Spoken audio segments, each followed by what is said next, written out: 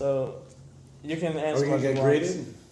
Excuse me? Are we gonna get graded? It's a test. I can grade you if you want. No, there's not a right or wrong answer to anything. It's only like your opinion. So I just wanted to start off so I can compare to it later. What values is important to you in your life, or do you value high? Like, I know it's a hard question, but For me, yeah, what I value in life, family, family, friends, having a purpose.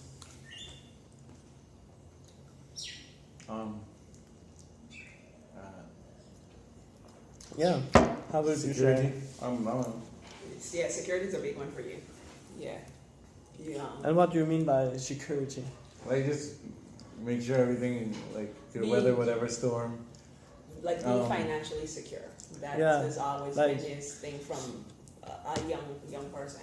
Yeah. Like you don't have to worry all the time. Like you can be safe. Yeah. Right. I like to do adventurous stuff. And having fun. Good having health. fun. Good health, I guess. Fun and health. Fun, good health. Yeah.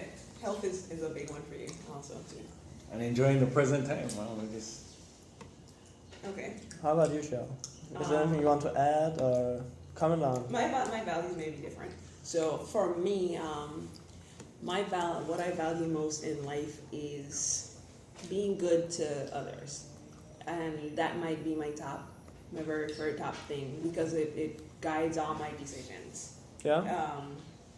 And I think that's my main thing. Family is important, but it's not. Family is important, but I don't think necessarily that family drives me that much. What else? I think for me it's being an overall good person. Yeah. There you go. And when you're being good all the time and you have to worry all the time, aren't you afraid you maybe will forget yourself? Don't you think you sometimes need to put yourself first? That happens a lot because when you're worried about what's going on with everyone else, you get pushed to the back and then you get stressed out. And but that's just how it. Yeah. That's just how it is. That's life. Of course. Yes. So. Yeah, that's you for real. That is me. Who would you say are your big idols or heroes? Now, does it have to be idol in It doesn't have to be this time, a real person in his history? Anybody you want. It could be a family member, it could be a president, it could be a cartoon character. Right, nice. Okay, can we skip that? That's a tough question. Yeah. Well, I mean, It's a tough question, I know, but like, I don't know if this is. do you have like an idol, something you see up to, something? I don't know if this counts, but I find myself looking up to my grandfather and stuff. And why my is that? father, because well, both of them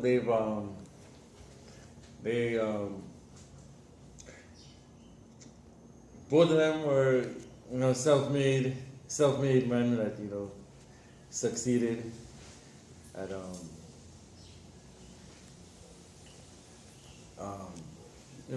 having respect from community and also done well for themselves.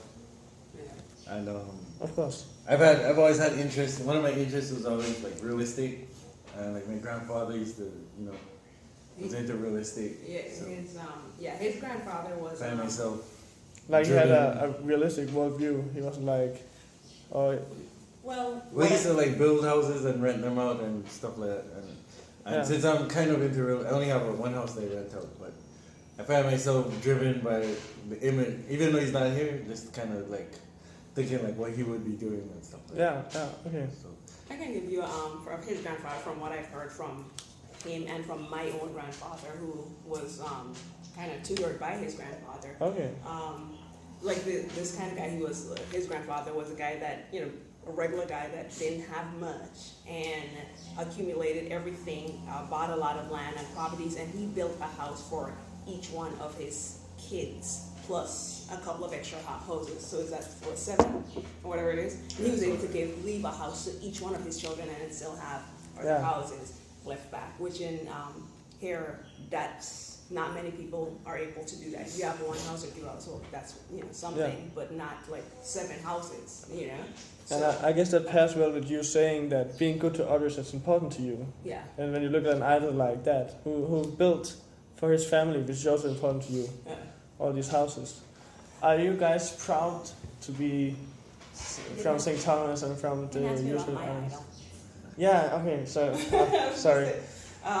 Well, I don't have an idol. You don't? Yeah, so I don't know if that impacts the That's kind of interview different. or not And yet. why is that? I don't think there's anyone that I idolize because I think the way I see people and react to people changes all the time. Yeah, So I'm constantly in flux. So I don't think there's any one person that I'm always looking up to or following. I don't even know if my idol counts as an idol because my grandfather died when I was like 14 years old. So it's more of I just kind of look up to the image of how I think he was. yeah, That's but nice. isn't that still like an idol? Like Oh, something yeah. you look up to, something someone in you history. want to be like. Or, Yeah. yeah, Because historical figures, you never met them. So. yeah, yeah. Okay, are we proud I to mean, my father also. Yeah. Well, I'm proud. I feel like we're like very well. I know everyone is unique, Yeah. right? But I feel we're unique because like we're in the Caribbean, but we're still American, and we have like everyone has everyone has a history and everyone has everything, but I just feel a connection to our history, like. Yeah, yeah. We have like a history we have Danish history, we have Danish street names, Yeah. we have other European influences, but we're still very Caribbean at the same time, and and I don't know, I just feel proud to be part of this I feel it's a unique place, where like a lot of different cultures and worlds, I feel meet in St. Thomas. So, Yeah, I I get that. like it. How about you, Cheryl? Yeah, I'm extremely proud to be a St. Tomian. What?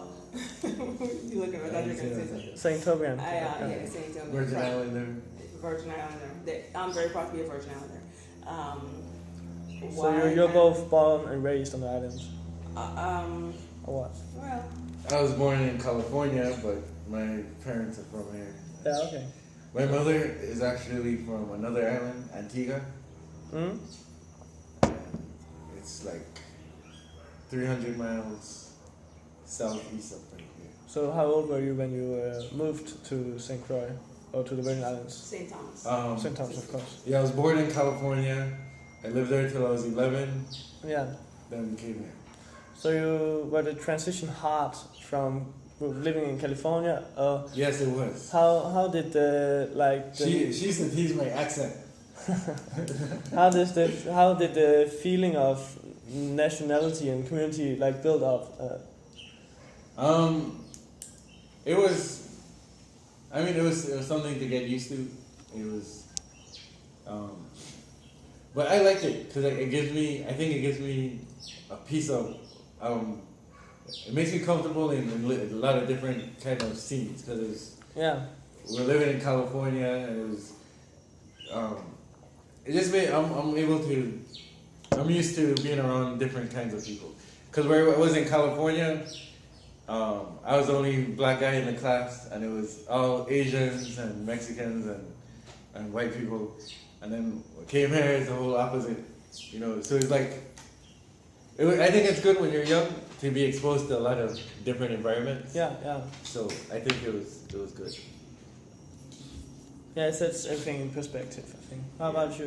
One thing I found interesting. This is a random comment. Yeah, I don't know if you sure. want random comments. Okay, so my parents are from here, and they moved to California, and we lived out there. So while I was out there, the only people I heard speaking with the St. Thomas accent were my parents and their friends when they come over to visit. So I just thought that was the accent of adults. So when I moved to St. Thomas, it was just weird seeing other kids speaking like how my parents spoke. Yeah. At the time, I had like a Californian accent. So when I That's came a- here, it just blew me away that kids were speaking how my parents spoke. Yeah. That's what old people. I don't understand that. Old folks used to say, Yeah, right? it was No. like it just blew me away. That's funny. So, are you born and raised on St. Thomas? Yes, I am born and raised on St. Thomas. My parents, my mom was born here by accident, but my father and his side of the family and my mom's side of the family are actually from the British Virgin Islands, British side of the Virgin Islands. My mom just happened to 10 be miles that way. Yeah. Real close. happened to be born here, but I am still a native Virgin Islander because we have distinctions now, like Yeah. who's actually a native Virgin Islander, because we have so many St. Thomas is so cosmopolitan. How do they define The that? distinction is because we have people from every island and from the states coming in, right? So our distinction is if your family, your lineage, or your ancestors were here before 1900, the year 1900, then you are, in American Virgin Islands or the Danish West Indies, Yeah. right? Then you are a native Virgin Islander. And my dad's grandfather was a Dane, or an Daneman. He's probably a slave that was owned by Danes. I don't know, but he was here. Yeah. He was like maybe 18. He was 18 at the time of the transfer. And what do you think of that definition? You think it's too harsh or too narrow of a definition of being an original? Definitely, no, I'm happy for it. Yeah. Because linking back to your earlier question, whether we were proud How I feel. from this, I'm happy. Well, you have a different idea, but I'm happy for it because because of so many people coming in and being amassed into the fabric. People come in from everywhere else, and then they come in, and then they're like, yeah, we're from the Virgin Islands, whatever. But they don't really, a lot of them don't feel strong connections. They say, yes, we're from the Virgin Islands when things are good. When things are bad, they say, oh my gosh, in Antigua it's better, in the States it's better. You can They see say these you can things. see the real believers in the Yeah. hard times. Right, so Yeah. then for people like me, I get frustrated because I'm like, you have to take a place with the good and bad because the people make the place good or bad. And if you don't have the real pride, then, you know what I mean? So then it's frustrating to me, So I'm happy for the distinction. For me, I don't think there should be a distinction. Well, of course, because I think people are just people. Well, no, actually, my family's been here since always, like 1700s, like Yeah. my family. So I would be a native Virgin Islander. Right. But I don't think there should be a distinction. I think it's, I don't know, it just. I mean, you know what? But the thing you're talking about happens everywhere. It does happen everywhere, but That people move to somewhere because of economics. They don't move there because they love the place. They move there because of economics, but then they still have a certain place in their heart for wherever they came from. yeah, that's true. So we have a lot of people that move here from other islands, and then they say, "Oh, I like back home better because back The home streets are clean. we have or better whatever, food, and you know? back home is this, and back Yeah. home." But that happens everywhere. It does happen everywhere. Yeah. In Denmark, we have had a lot of refugees these years, I mean, and it has started the debate: what does being Danish mean? Right, Can you there you go. define that? And nobody has come to like an agreement, like as a specific date, because our politicians, socialists, very open-minded compared to not your politicians aren't open-minded, but you get the idea. Like they think if you are born by a refugee in Denmark and you kind of enjoy Danish culture, you're Danish, Okay. and you'll get So then everyone would be Danish. then everybody. Is Danish. But then we have a very left-winged and a very right-winged political parties. And now they have in the government turned that if one of your parents comes from a non-Western country, you aren't Danish. You can't be Danish. And that's a problem because Yeah, that's weird. there are a lot of kids with like parents from Africa or Asia, Yeah. half Asian, half Danish. Yeah. I was gonna say you That got like half and half. Yeah. aren't we Danish now? That's We a have Danish weird names. way, We are yeah. born here. We went to Danish school. I have a Danish mother, but I'm not Danish. So maybe it's kind of hard, like for governments or for politics. That's a hard split the way they did Yeah, that. yeah, it is. It is. That's a tough split. Yeah. The other reason I'm against it, because, like, what's the purpose of doing that? Well, I don't know how it is in Denmark, but here, what would be the purpose? Well, because it's like I can actually answer that. Because I heard them say something like, if you're a native Virgin Islander, you shouldn't have to pay property tax. But then, You mean what's the benefits of it? yeah, well, I don't understand what's the sense of that. Because if the native Virgin Islanders don't have to pay property tax, then everyone else has to pay a higher property tax. Because I mean, it's all part of the same system. Like, I don't know, and we don't have any. See, in the British Virgin Islands, you have well, here in St. Thomas, we don't have. In the British Virgin Islands, you have. They have benefits to being the natives. Well, because you have a different economy. The Yeah. British Virgin Islands has like, the government has wealth, so it's like the government is set up differently. Since the government has the wealth, there's a benefit to having the layered citizenship, so you can disperse that wealth amongst the people. Right, right, But here, we don't have that government wealth. right. We just have a good like economy, but we don't have like the government doesn't have wealth to take care of everyone. Right, you're right. So there's no benefit. I don't see the benefit Not of us having that on the, here. yeah, not on the U.S. side. On Yeah, but in the side. British Virgin Islands, Yeah, the it government works for makes them. a lot of money from offshore banking and business license, international, what do you call it? Like business licensing and offshore banking. Mhm. So there it makes sense. But here, I don't see how it makes sense. Yeah, true. Yeah. Okay. Yeah, true. So to move on, I think you talked about it before, but I will ask for the record. How important is community and solidarity for you? Like, because Define it, please. yeah, well, if you think of like a very textbook liberal mindset, is every man for himself. You're your own. You're like a self-made man. But how important is that to you? Like, is it important for you to worry about yourself and get further into the world and further your career or your economical state, or is it more important for you to have a nice community, like Okay. Me and you I- gonna have I- different fellowship? I think, okay. answers. We're gonna have different answers. Yeah, we might. Okay, here, let me start. So for what you just described, how important is that for me? My perspective has shifted because I can say that the way I was raised as looking out for everyone and making sure that everyone is okay. However, that's not the way the world works, and I've realized that's not how everyone else who has gotten ahead has worked. So now, as an adult, a grown adult, now I see that that's not the way it should be done. So I'm starting to place less importance on fellowship and realizing that the best way to get ahead, but also to help others get ahead, is to help yourself. Because you can't help someone if you're not doing well. Yeah. You have to make sure you're doing well, and then you can help others. And then for bringing in the community, well, community fellowship as one body, well, that's not how things get done. You need leaders. Only leaders can make the community work. So community and fellowship is okay, but it's also a way to stagnate. You've got to stand ahead and stand forward to make the community work. Yeah, Really, yeah. I get that. How I see it, the best thing an individual can do to make a community successful is for you yourself to focus on how you could be successful. Yeah. And I think if everyone does that, then Everyone will be good.